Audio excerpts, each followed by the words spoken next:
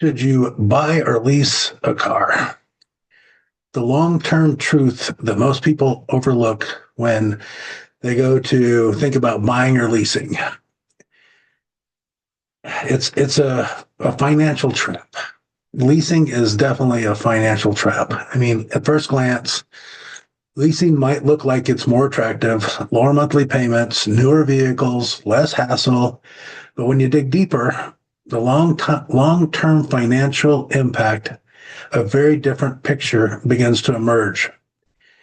It isn't just about getting from A to B, transportation. It's about freedom, future planning, and whether you're building value in your portfolio or just constantly draining your money. Leasing offers lower payments up front because you're not paying for the entire car. You're only paying for the depreciation during the lease term, plus interest and fees.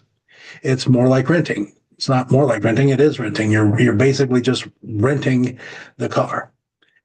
And it's not doesn't cost as much as like going to a rent-a-car place normally, but it's what you're doing is you're renting a car. And once that lease ends, you're left with a decision: return the car and lease another one, or pay the residual value to buy it. And that's exactly what the manufacturers are hoping for. So what's in it for the manufacturer? What's not in it for the manufacturer should be the question. Leasing gives the manufacturer three major advantages. They get a double dip on the profit. A lease car comes back in 2 or 3 years, often still in great shape. The dealer can then resell the vehicle at premium or lease it again. That's 2 or 3 profit cycles off of a single vehicle. The manufacturer has stronger control of your life cycle, the customer life cycle. By keeping you in the lease cycle, you're always coming back to the dealership. That means more service work, more extended warranties, more opportunities to sell you on new vehicles. And then it's the residual control. Residual control equals financial power. So automakers can inflate the residual value to make the leases appear more affordable, driving higher volume sales while protecting the value of their inventory. They still own the car. They own the car. Think about that for just a second. You don't own it. The dealer owns it. So talk about driving higher volume sales while protecting the value of their inventory, because pretty much if you don't do what you're supposed to do with a leased vehicle anyway, you're on the hook. So in short, leasing is designed to benefit the manufacturer, not the customer. Otherwise, why would they do it? I mean, think about that one simple truth. If it didn't benefit them, why would they do it? But man, that they are, I mean, unfortunately, that used car salesmen, new car salesmen, I mean, they're really good at making us believe that they have our best interest at heart. If the manufacturer wasn't making huge money off of leases and it wasn't in their best interest, I guarantee you they wouldn't do it. So why buying is better long term? When you buy and maintain the car, it becomes an asset that keeps giving. Once your loan is paid off, every mile you drive becomes cheaper. You're no longer making payments. You have equity. You have freedom. But the key there is obviously you have to maintain it. You have no mileage restrictions. Leases do. So you can drive without fear of penalties. You can customize it. Your car, your rules. You can sell or trade anytime. Full ownership. True. You're fully flexible.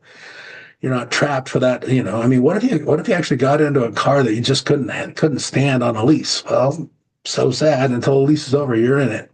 If you owned it, you're just going to take the hickey on it and move on. Lower cost of ownership over time, especially if the car is properly maintained. And you have to realize properly maintained for real, not to manufacturer specifications, but to aftermarket specifications.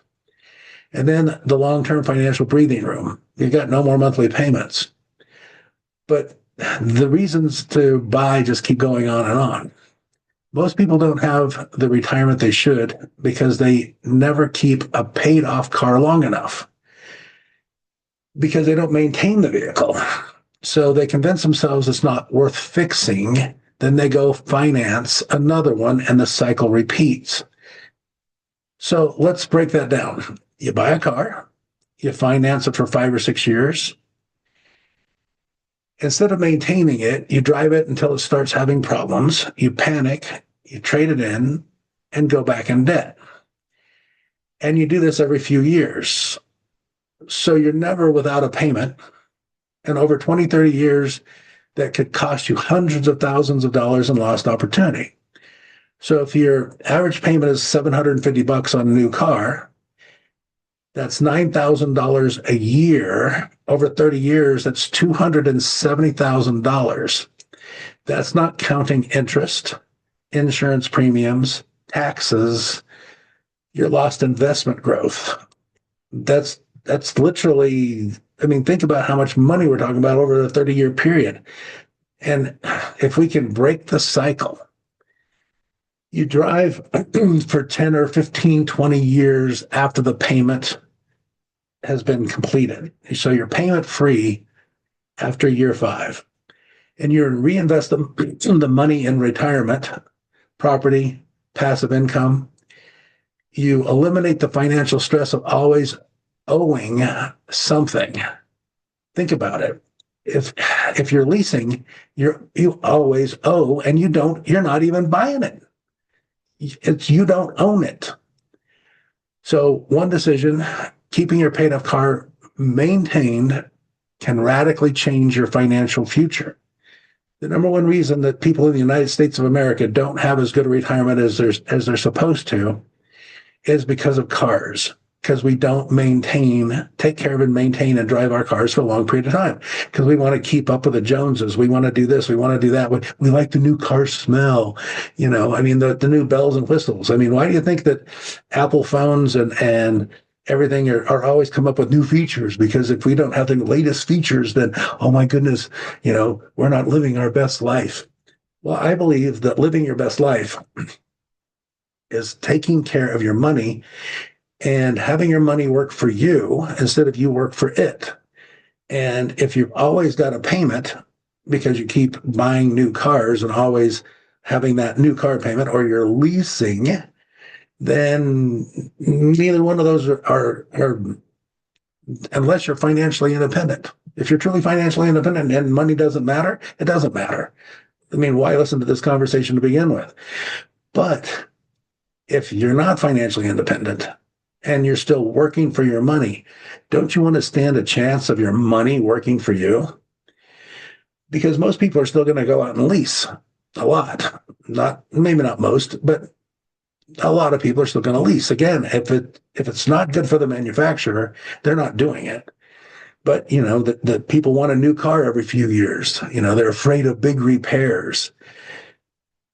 You know, they don't know how to evaluate a used car's condition. Bring it into the shop.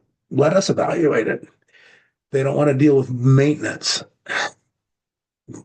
because, you know, it's a wallet flush. It's this, it's that. You can't trust the aftermarket. Well, there have been bad players in manufacturers and dealers. There's been bad players in the aftermarket. There's bad players no matter what industry you go into. But the manufacturers have sold the people a bill of goods when they say that the aftermarket shops, because the aftermarket shops as a whole, they have your best interest at heart. And they want to maintain it to the proper level, not to the manufacturer's level, which means that it's going to be done in 100,000 miles and they can wash their hands of it. So those beliefs are literally built on convenience, not wisdom. They reflect a consumer culture that favors short-term ease over long-term gain. When you lease, you don't own, you don't build value, you just pay for use. When you buy and take care of the vehicle, you gain leverage, independence, more money for the future. So bottom line, buy the car, maintain the car, protect your future. If you're someone who values freedom over dependency, wants to build real financial strength, and is willing to take care of what you own, then mine becomes the clear winner, especially if you're thinking long-term The secret of maximizing vehicle ownership isn't in leasing the new car, it's in maintaining the one you already have, protecting its value, and using it to buy back your financial freedom. You can either build equity or you can build somebody else's profit. Choose wisely.